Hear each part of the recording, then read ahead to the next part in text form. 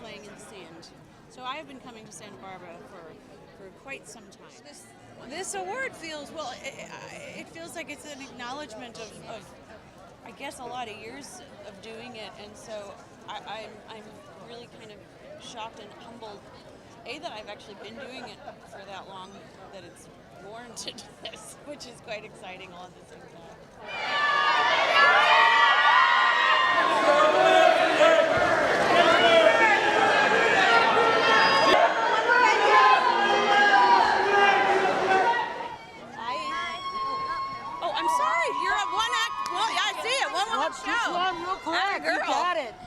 I just wanted to know if you could give a shout out to your gay fans at Real Gay TV. Hey, we love all ya.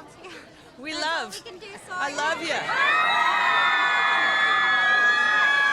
Jennifer, how does it feel to be receiving the Montecito Award tonight? It's quite extraordinary and humbling, and I'm slightly overwhelmed at the moment, to be honest. I didn't quite understand what this was going to be, and I'm so flattered.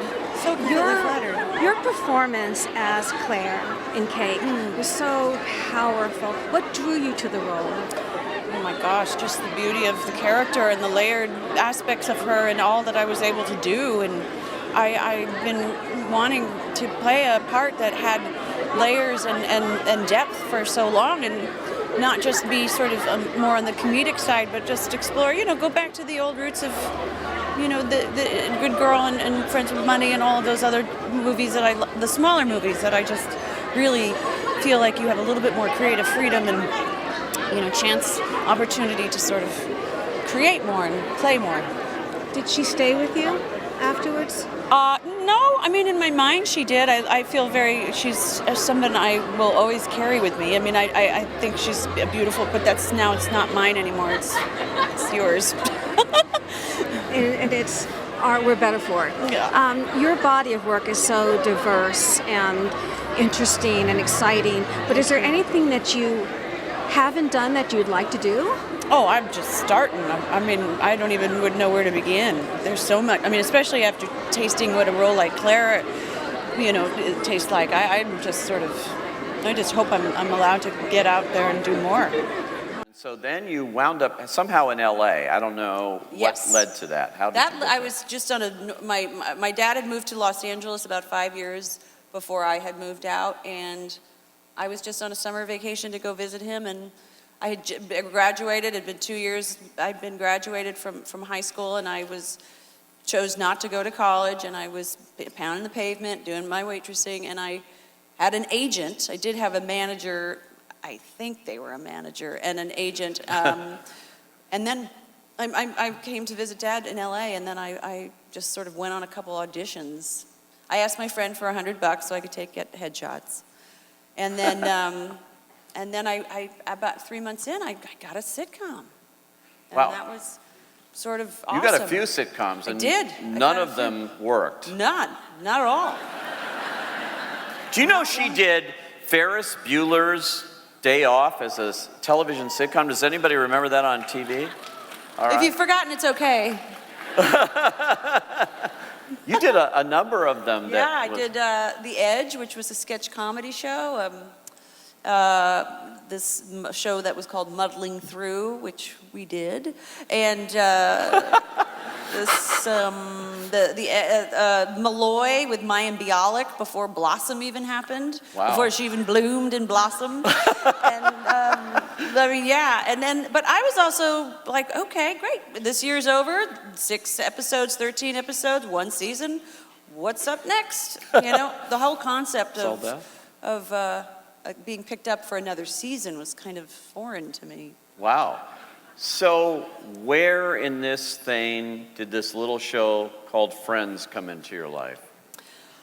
Friends Like Us, it was called at the time. Friends Like Us. Friends Like Us. And it came when I was doing Muddling Through. Am I screaming into this? No, not at all. Are you sure? I realize that you don't have one, and I do. No, it's like... You're mic'd. I'll go like this. I feel so. I was doing Muddling Through, and we only did 6 episodes, and the network didn't think it was going to get picked up.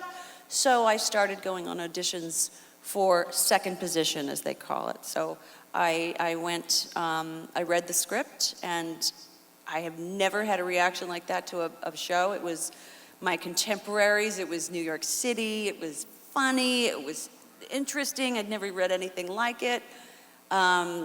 This guy named David Schwimmer was already cast, and Courtney Cox was already cast, and so then, and I had seen David Schwimmer at a play at Northwestern, because my friend Susanna was going there, and I was just visiting her, and I remember thinking, that guy's so great.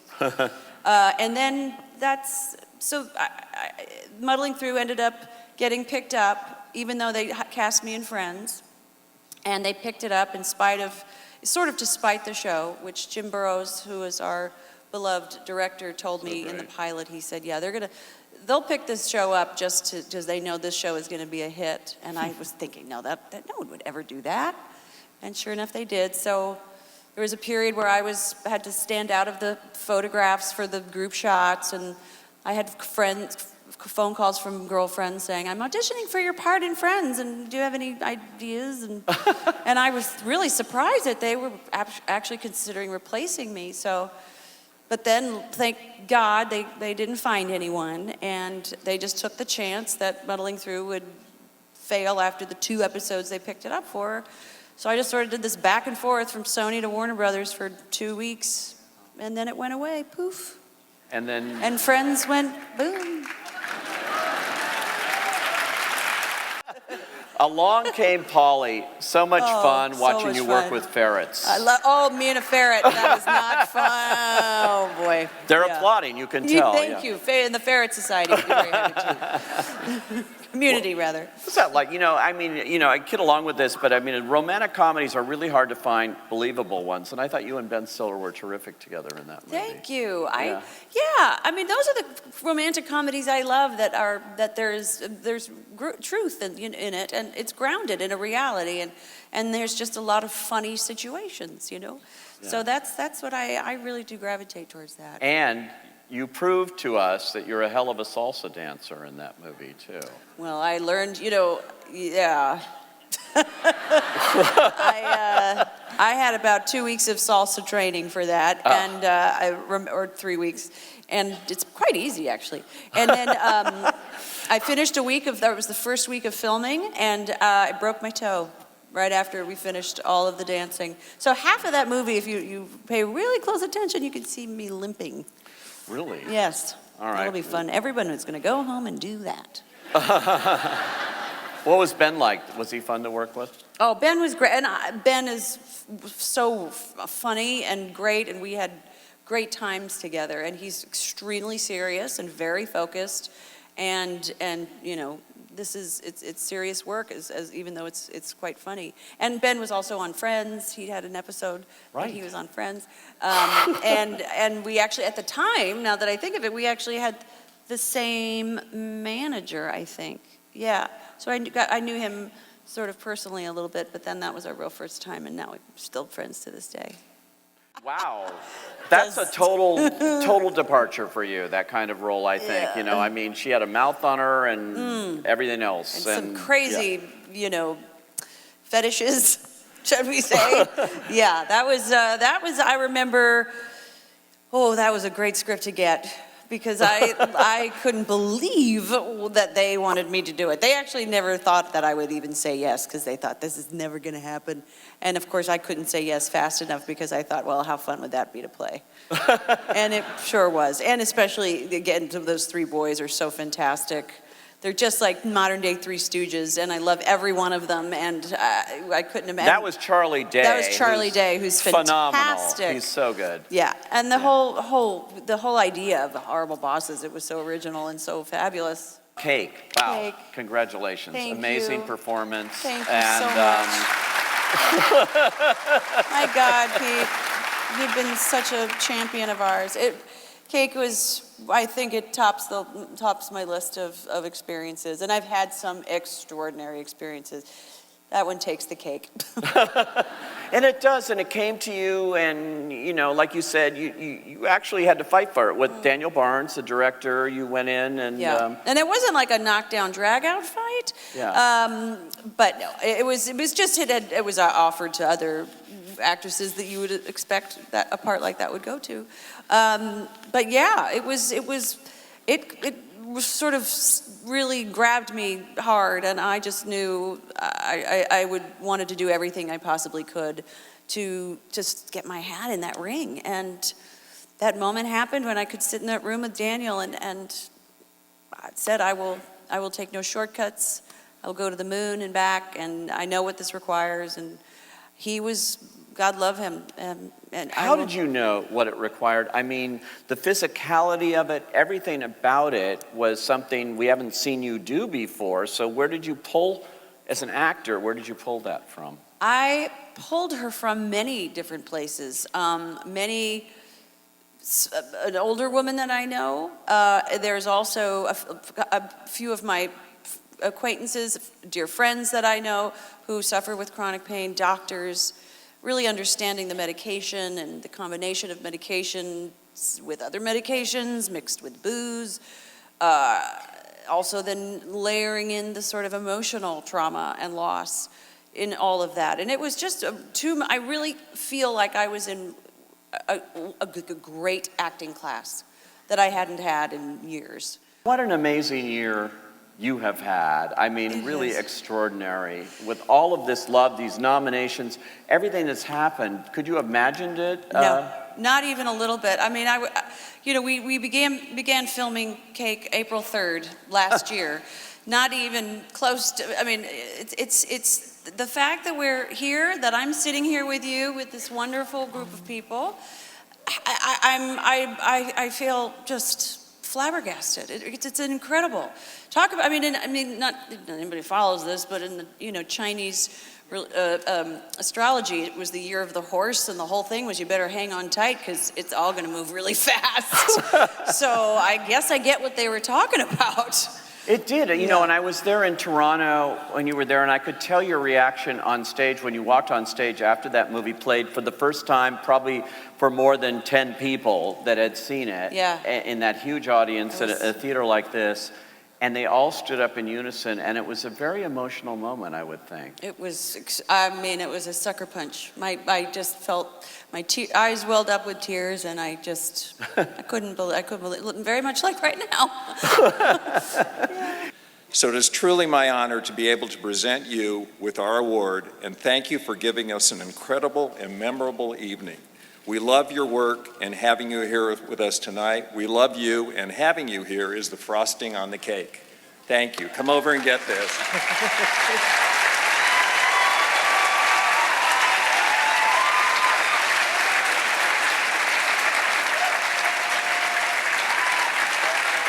Thank you very much. You were terrific. You really were. I really appreciate it. I'm really honestly overwhelmed. Just even driving up here tonight, I kind of couldn't believe my eyes. And this has just been such a special moment. I usually don't look backwards. I try to stay kind of present and in the moment. And it's, I've been advised to do that. It's not always easy. But I have to say, really, looking back on all of these films and things that I've forgotten and things that I've done, and I realize it's pretty awesome to sit here with you guys and rewind that tape and take all that in and see all the work that we did and the wonderful people that I was able to perform with, and storytellers putting their beautiful stories up there, and hopefully people respond and take interest and be moved or escape or laugh or whatever it is that we artists are able to do and provide for all of you. So I'm truly grateful because I really love what I do. I have such I really am just feel so humbled, and I can't believe it's, I've been getting paid to do this for almost 25 years. I didn't realize I was old enough to get one of these. I really feel like I'm just beginning, just scratching the surface of what it is that I want to do. So I really thank you all for this wonderful evening. I really just feel like it's all just beginning, and I'm really, the electricity that I feel in this room just gets me so excited. I'm just ready to take on my next job and give you some work that you will appreciate and love, and be entertained or disappear or moved, anything. So that's all. Thank you for this incredible honor. Thank you.